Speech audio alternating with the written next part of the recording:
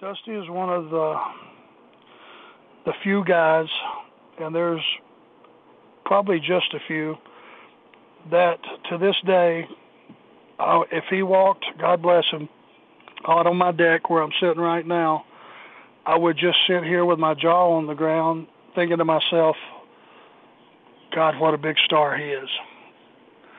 I feel that way today. I feel that way my entire career, and the first time I ever met him, I was just starstruck. He's one of those rare individuals that it just comes out of his pores.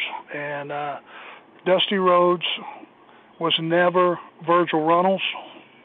Dusty Rhodes was always Dusty Rhodes, and it wasn't something he put on the morning and took off at night. That's who he was, and he was a huge star, and he was a creative guy. And one thing Dusty knew better than anything is Dusty knew how to program a show with him at the lead, and he should have been in the lead, and sell some tickets.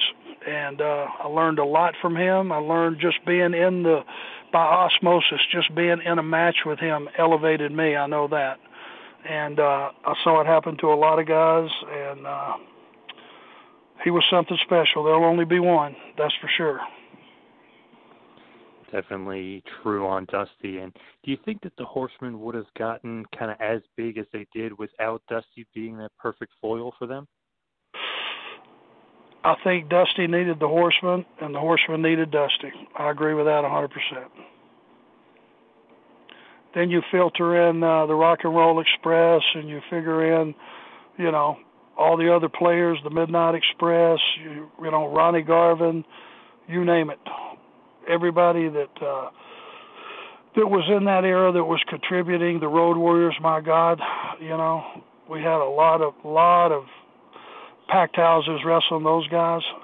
It was just one of those, when you got Brad Armstrong and Tim Horner in the first and second match, as good as those guys were, it was just loaded, top to bottom. The Russians, it's incredible. Incredible amount of talent came through Jim Crockett Promotions, that's for sure.